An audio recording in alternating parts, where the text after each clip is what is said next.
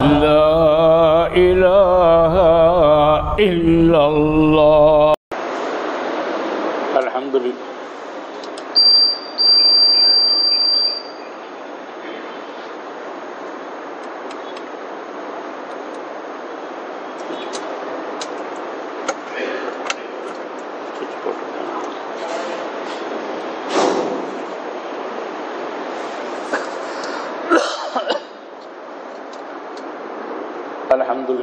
الحمد لله رب العالمين، والصلاة والسلام على سيدنا محمد وعلى آله وأصحابه أجمعين. أما بعد، فقد قال الله تعالى في القرآن المجيد: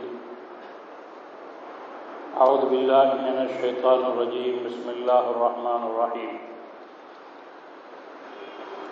لقد من الله على المؤمنين إذ بعث فيهم رسولا من أنفسهم يتلو عليهم آياته ويزكيهم ويعلمهم الكتاب والحكمة وإن كانوا من قبل لفي ضلال مبين. وقال أيضا: لقد كان لكم في رسول الله أسوة حسنة لمن كان يرجو الله واليوم الآخر وذكر الله كثيرا. وقال رسول الله صلى الله عليه وسلم: بلغوا عني ولو آية، من كذب علي متعمدا فليتبوأ مقعده من النار. وقال أيضا: أكمل المؤمنين إيمانا أحسنهم خلقا، أو كما قال عليه الصلاة والسلام. அளவிலா அருளும் நிகரிலா அன்பும் கொண்ட ஒப்பற்ற இறைவனுக்கே ஒப்பில்லா புகழ் அனைத்தும். சலாத்தும் சலாமும் சங்கையும் கண்ணியமும் பொருந்திய காத்தமுன் நபி முஹம்மது ரசூலுல்லாஹ் ஸல்லல்லாஹு அலைஹி வஸல்லம் அவர்களின் மீதும், அவர்களின் அடிச்சுவட்டை அடிபுரலாமல் அப்படியே பின்பற்றி நடந்த அருமை சஹாபாக்கள், தாபீன்கள், தபா தாபீன்கள், இந்த தீன் செழித்து வளர்ந்த காரணமாக இருந்த இறைநேச செல்வர்கள், ஷுஹதாக்கள், சாலிஹீன்கள்,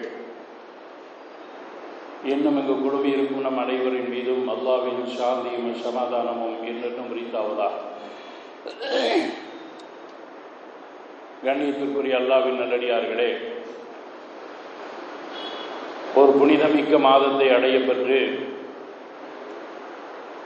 அதில் புனிதமிக்க சொல்ல போனால் அகில உலகத்தில் எல்லாம் வாழுகின்ற மனிதர்களில் எல்லாம் மிகச் சிறந்த மனித புனிதரான நாயகம் ஸல்லல்லாஹு அலைஹி வஸல்லம் அவர்களுடைய நினைவோடும் அவர்களுடைய வரலாற்றின் பக்கங்களோடும் அதன் மூலமாக கிடைக்கப்பெறுகிற பாடங்களோடும் நாம் கொஞ்சம் கொஞ்சமாக நகர்ந்து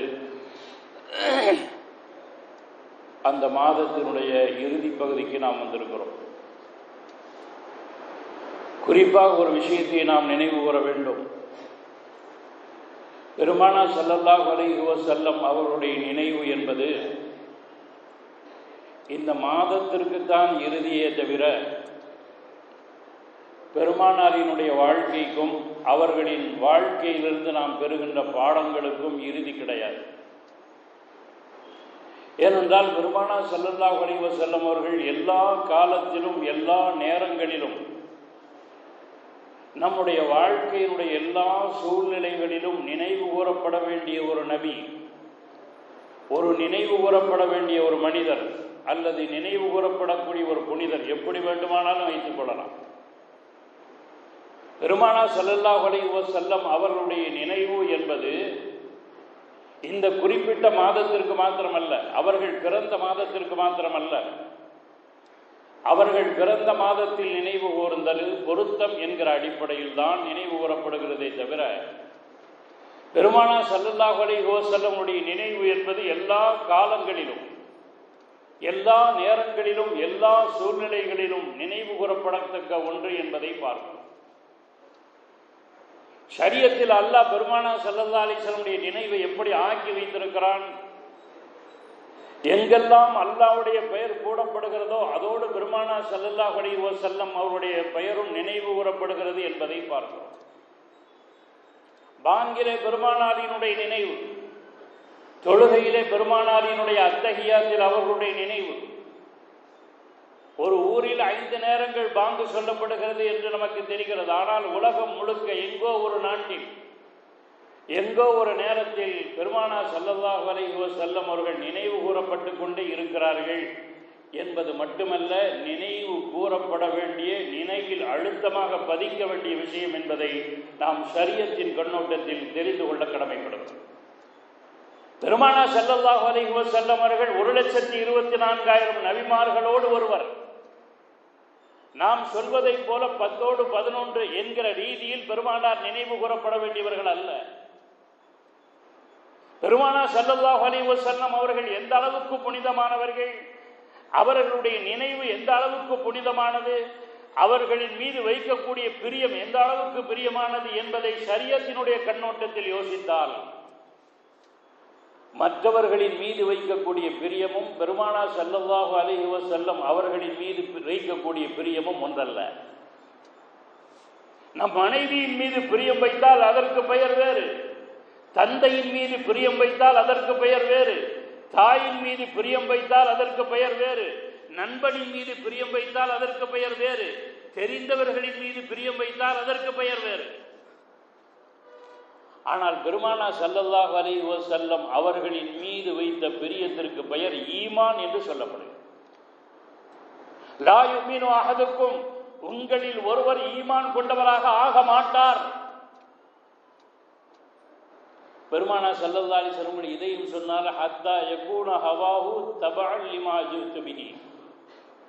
நான் எதை கொண்டு வந்தேனோ அதை அவருடைய மனோ இச்சை முழுமையாக பின்பற்றாதவரை. அப்படி என்றால் நாம் நம்முடைய மனோ இச்சை சொல்வதை, நம்முடைய ஆசை சொல்வதை கேட்கக்கூடாது. பெருமானார் ஸல்லல்லாஹு அலைஹி வஸல்லம் அவர்கள் எதை கொண்டு வந்தார்களோ அதை பின்பற்றாதவரை உங்களில் மூமினாக ஆக மாட்டார் என்று சொன்ன பெருமானார் ஸல்லல்லாஹு அலைஹி வஸல்லம் அவர்கள் அதோடு நிற்கவில்லை. ஈமான் கொள்ளுவதற்கு, ஈமானோடு ஒருவன் இருக்கிறான் என்பதற்கு தொழுகை மாத்திரம், நோன்பு மாத்திரம், இன்ன பிற அமல்கள் மாத்திரம் அடையாளம் அல்ல. பலர் அப்படி சொல்லிக் கொண்டு திரிகிறார்கள். இஸ்லாம் இனிய மார்க்கம், இஸ்லாம் தூய்மையான மார்க்கம் என்று பேசக்கூடியவர்கள் எல்லாம் அல்லாஹ்விற்கு மாத்திரம் தலை சாய்த்தால் போதும், தொழுதால் மாத்திரம் போதும், நோன்பு வைத்தால் மாத்திரம் போதும் என்கிற கண்ணோட்டத்தில் ஷரியத்தினுடைய அமல்களை குறித்து மட்டும் அழுத்தம் கொடுக்கிறார்கள். ஷரியத் என்பது அமல்களோடு நிற்கக்கூடிய விஷயம் அல்ல. அமல்களோடு நிற்கக்கூடிய விஷயமாக இருந்தால் லா இலாஹ இல்லல்லாஹ் என்பதை மாத்திரம் பின்பற்றினால் போதும். இன்றும் கூட சகோதர பெருமக்கள் எத்தனையோ பேர் இருக்கிறார்கள், அவர்கள் முஹம்மது ரசூலுல்லாவை ஏற்றுக்கொள்ள மாட்டார்கள், லா இலாஹ இல்லல்லாவை ஏற்றுக்கொள்வார்கள். எத்தனையோ சாமியார்கள் இருக்கிறார்கள், எத்தனையோ நடுநிலை சிந்தனவாதிகள் இருக்கிறார்கள், அல்லாஹ் ஒருவனை ஏற்றுக்கொள்கிறோம் என்று சொல்லக்கூடியவர்கள் இருக்கிறார்கள். எப்பொழுது அல்லாஹ் ஒருவன் இருக்கிறான், ஒரே ஒரு கடவுள் தான் இந்த உலகத்தில் இருக்கிறான் என்று சொல்லக்கூடிய அந்த சித்தாந்தத்தை அல்லாஹ் ஏற்றுக்கொள்வதில்லை. முஹம்மது ரசூலுல்லாஹி ஸல்லல்லாஹு அலைஹி வஸல்லம் அவர்கள் முழுமை பெறாதவரை உங்களுடைய ஈமான் முழுமை பெறாது. 10ஓடு 11 அல்ல, உங்களுடைய உள்ளத்தில் முழுமையாக பெருமானாரினுடைய ஈமான், பெருமானாரினுடைய முஹப்பத்து பதியாதவரை லா யுமினு அஹதுக்கும், உங்களில் ஒருவர் ஈமான் கொண்டவராக ஆக மாட்டார். ஹத்தா அகூன அஹப்ப இலைஹி மின் வாலிதிஹி வ வலதிஹி வன்னாஸி அஜ்மாயின். அவர்களுடைய பெற்றோரை காண, பெற்றெடுத்த குழந்தைகளை காண, மக்களில் அனைவரையும் காண நான் பிரியப்படுகின்ற பொருளாக இருக்கின்றவரை அல்ல. நல்ல வார்த்தையை கவனிக்க. ஹத்தா அகூன அஹப்ப இலைஹி, அவரின்பால் மிக பிரியப்படும் பொருளாக நான் ஆகின்றவரை உங்களுடைய ஈமான் முழுமை பெறாது என்று சொல்லி தந்தார்கள் நாயகம் ஸல்லல்லாஹு அலைஹி வஸல்லம். எனவே பெருமானார் ஸல்லல்லாஹு அலைஹி வஸல்லமுடைய நினைவு என்பது வெறும் நினைவோடு மாத்திரம், கனவோடு கலைந்து போய்விடக்கூடிய நினைவு அல்ல. உண்மை உண்மை பிரியத்தோடு ஷரியத்தினுடைய பாசத்தோடும் பற்றோடும் நம்முடைய உயிரை காண, நம்முடைய உடைமைகளை காண, நம்முடைய குடும்பத்தை காண பெருமானார் ஸல்லல்லாஹு அலைஹி வஸல்லம் அவர்களின் மீது பிரியம் வைக்காதவரை உங்களுடைய ஈமான் முழுமை பெறாது. உங்களுடைய அமல்கள் நிறைய இருந்தாலும் சரி. அதற்கு மிகச் சிறந்த உதாரணம் யார் என்றால் முனாஃபிக்கீன்கள். முனாஃபிக்கீன்களிடத்தில் எல்லா அமலும் இருந்தது. ஆனால் பெருமானார் ஸல்லல்லாஹு அலைஹி வஸல்லம் அவர்களின் மீது கொண்ட பிரியம் மாத்திரம் இல்லை. எப்பொழுது பெருமானாருடைய பிரியம் அவர்களுடைய உள்ளத்திற்கு செல்லவில்லையோ அந்த ஈமானை அல்லாஹ் ஏற்றுக்கொள்ள மாட்டான். அந்த அமல்களை அல்லாஹ் ஏறெடுத்தும் பார்க்க மாட்டான். பெருமானார் ஸல்லல்லாஹு அலைஹி வஸல்லம் நினைவு இந்த மாதத்தோடு சில சூழ்நிலைகளோடு நிற்கக்கூடிய நினைவு அல்ல, வரலாற்றின் பக்கங்களோடு நிற்கக்கூடிய நினைவு அல்ல. நம் வாழ்க்கை முழுவதும் நம்முடைய கடைசி மூச்சு வரை பெருமானார் ஸல்லல்லாஹு அலைஹி வஸல்லம் அவர்கள் வாழ்க்கையிலும் நம்முடைய நினைவிலும் இருந்து கொண்டே இருக்கக்கூடிய ஒரு தலைவர். பெருமானார் ஸல்லல்லாஹு அலைஹி வஸல்லம் அவர்களை குறித்து அல்லாஹ் தஆலா பல்வேறு இடங்களில் பல்வேறு விதமாக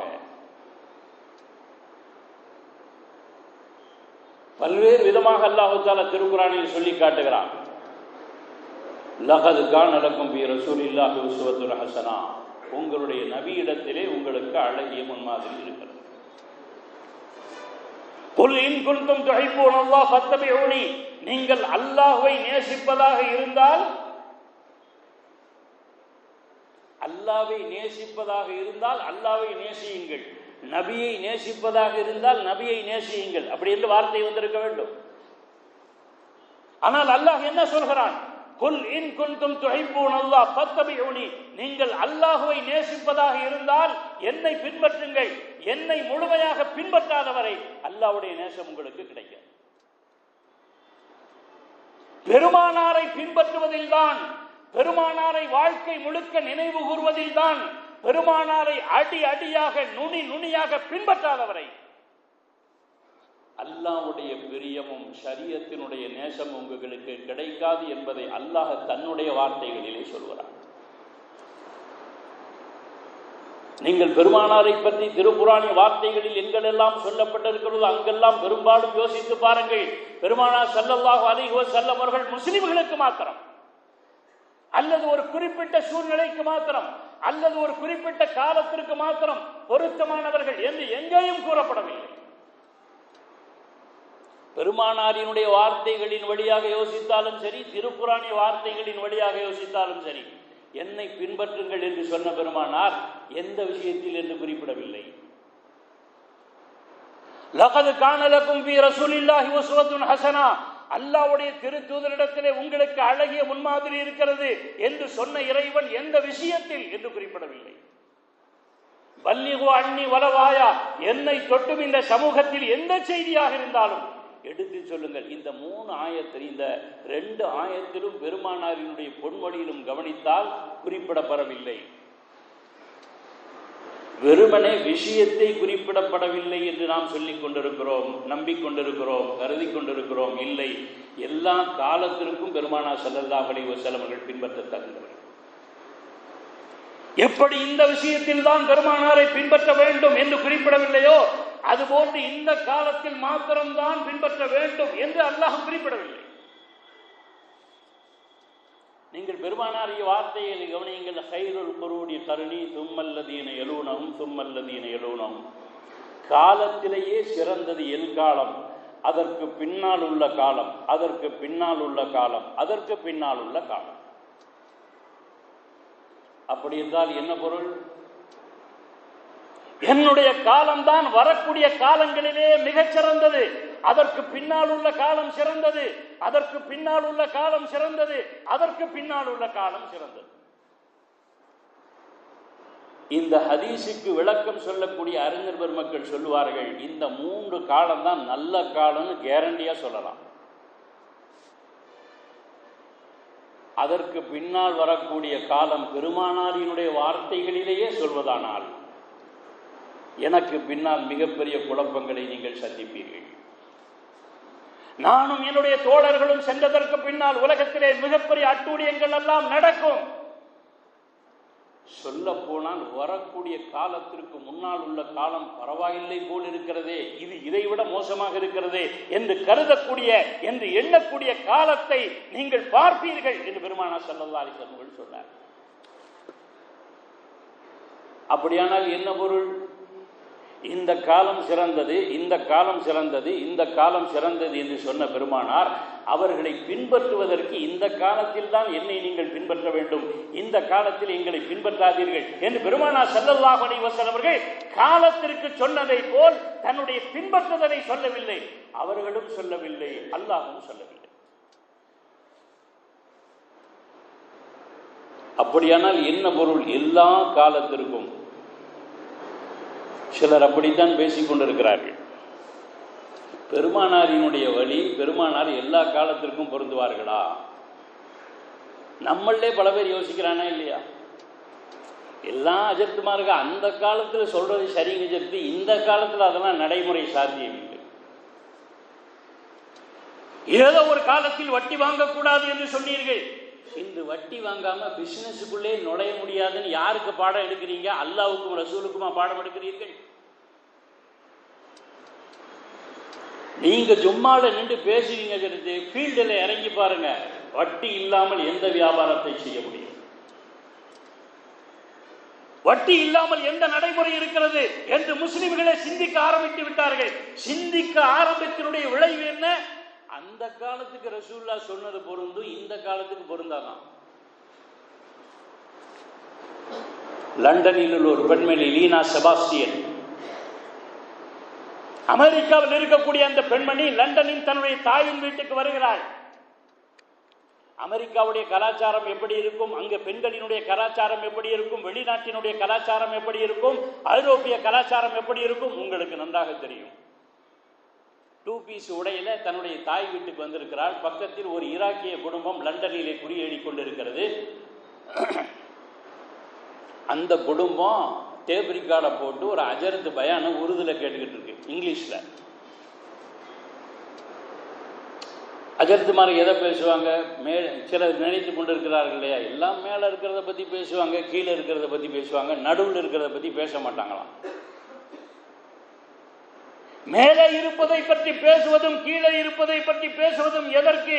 நடுவில் உள்ள வாழ்க்கை ஒழுங்காக இருக்கிறதுக்குத்தான்.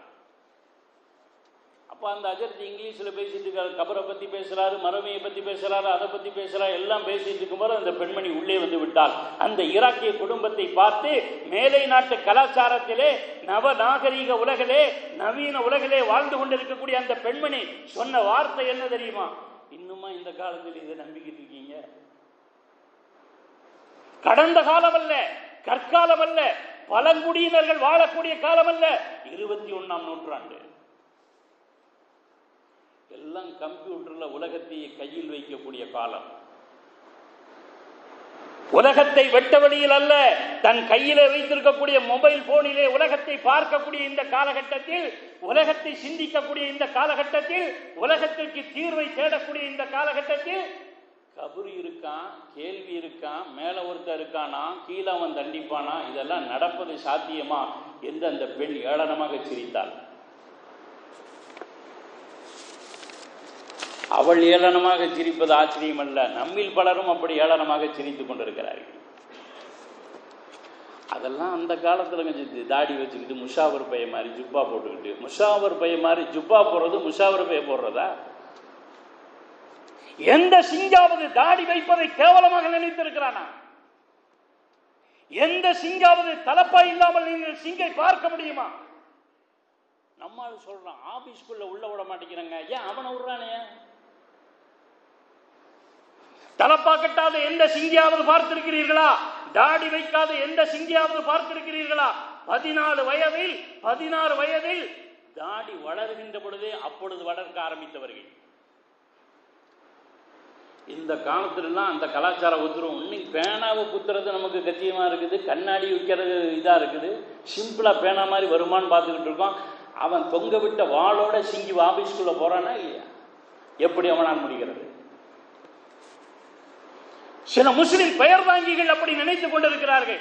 நவீன காலத்திற்கு பெருமானாரியுடைய வழி, பெருமானார் ஈடு கொடுப்பார்களா, இஸ்லாம் ஈடு கொடுக்குமா என்று கேட்கக்கூடிய, சிந்திக்கக்கூடிய படித்த மடையர்கள் இந்த காலத்தில் இருந்து கொண்டிருக்கிறார். ஆனால் பல ஆய்வுகளினுடைய முடிவு என்ன தெரியுமா?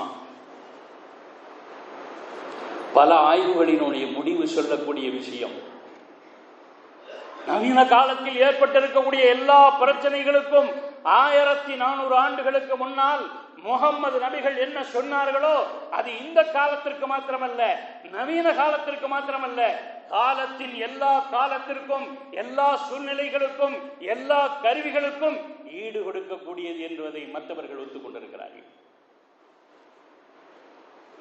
ரயில்ல ஒரு அஜத்து போயிட்டு இருக்கும் போது ஒருத்தன் கேட்டானா, என்ன தொப்பி தாடியை பார்த்தாலே இப்ப கேவலமா தெரியுது. அவனுக்கு கேவலமா தெரியுதுங்கிறத விட நம்மளுக்கே கேவலமா தெரியுது.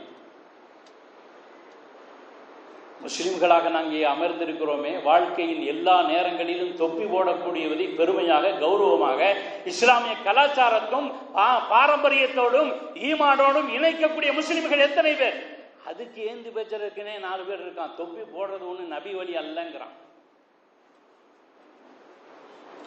நான் அதை குறையாக சொல்லவில்லை. பள்ளியாசலுக்கு வெளிவிட்டு போகும்போது தொப்பியை கழட்டி ஜோப்புக்குள்ள வச்சுக்கிறது நமக்கு கேவலமா தெரியுது வெளியில போய் நிக்கிறதுக்கு. ஆனால் ஆய்வுகளினுடைய முடிவு என்ன தெரியுமா? முஸ்லிம்களினுடைய ஒவ்வொரு கலாச்சாரத்தையும் எடுத்து பாருங்கள். பெருமானார் ஸல்லல்லாஹு அலைஹி வஸல்லம் அவர்களுடைய ஒவ்வொரு சுன்னத்தும் ஆரோக்கியத்திற்கும், நிகழ்காலத்திற்கும், எல்லா காலத்திற்கும் பொருத்தமானது என்று மருத்துவர்கள் நிரூபித்துக் கொண்டிருக்கிறார்கள்.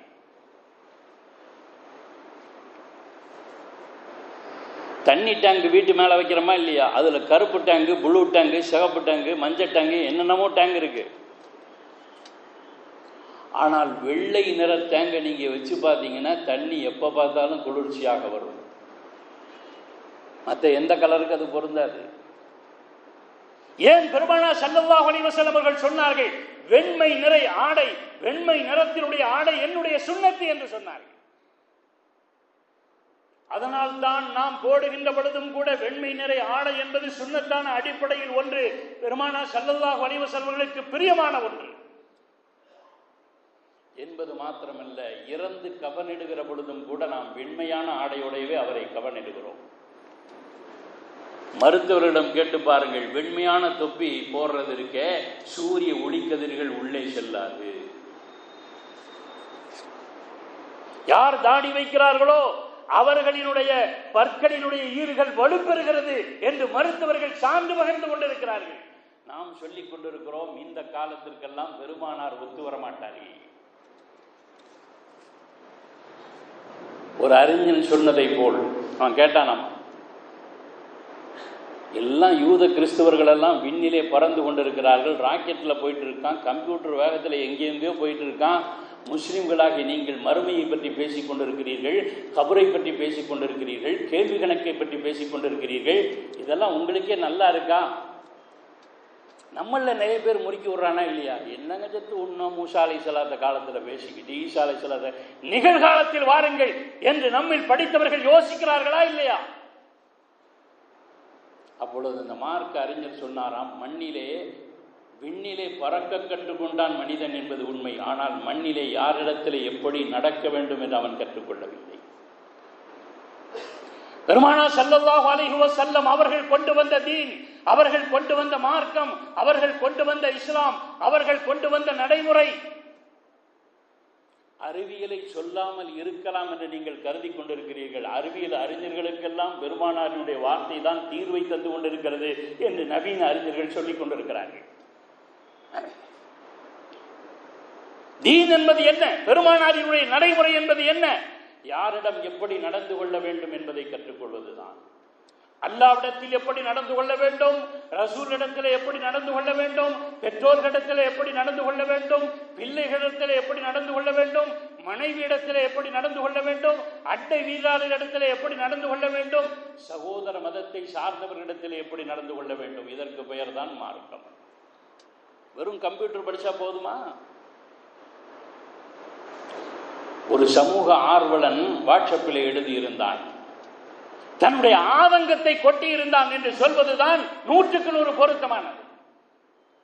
இன்றைய இளைஞர்களுக்கும் இளைஞர்களுக்கும் கம்ப்யூட்டர் தெரிந்திருக்கிறது, டெக்னாலஜி தெரிந்திருக்கிறது, தொழில்நுட்பம் தெரிந்திருக்கிறது. அது தெரிந்திருக்கிற அளவுக்கு படுக்கையில் இருக்கிற போர்வையை மடித்து வைக்க வேண்டும் என்று தெரிந்திருக்கவில்லை. சாப்பிட்ட தட்டை ஒழுங்காக கழுவி வைக்க வேண்டும் என்று தெரிவதில்லை. கழிவறையை பயன்படுத்தினால் சுத்தம் செய்துவிட்டு வர வேண்டும் என்று இன்றைய இளைஞர்களுக்கு தெரிவதில்லை என்று ஒரு சமூக ஆர்வலன் சொன்னதை போல் மிகப்பெரிய கண்டுபிடிப்புகள் எல்லாம் உச்சத்திற்கு கொண்டு போயிருக்க வேண்டும். மனித சமுதாயத்தை கொண்டு போயிருக்கிறதா? இன்றும் நாம் பேசுகிறோம் அல்லவா?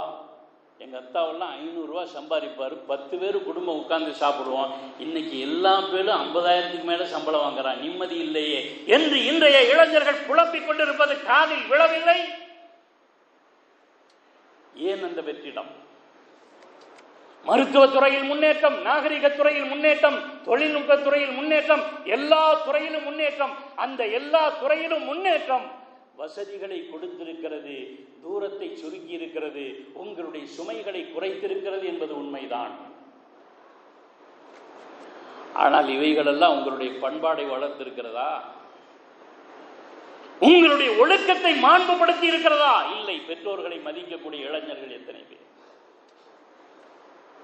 எத்தனை பெற்றோர்கள் மனக்குமரலோடு இந்த உலகத்தில் வாழ்ந்து கொண்டிருக்கிறார்கள்?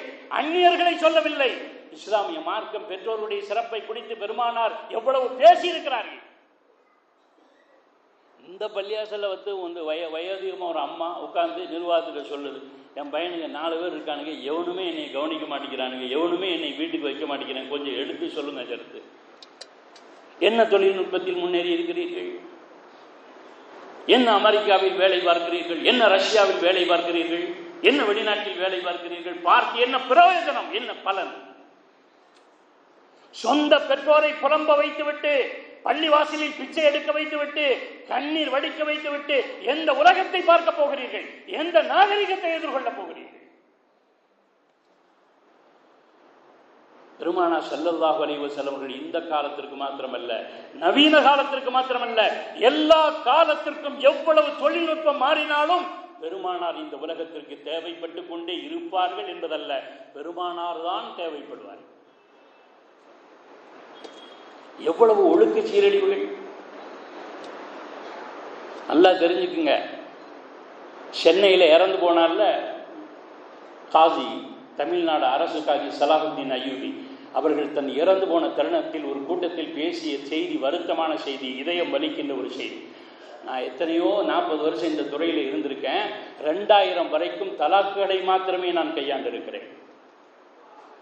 2000க்கு பிறகு 2024 வரை குலா பெண்கள் தலாக்கு கேட்பதுதான் இந்த சமூகத்தில் பெருகி வருகிறது.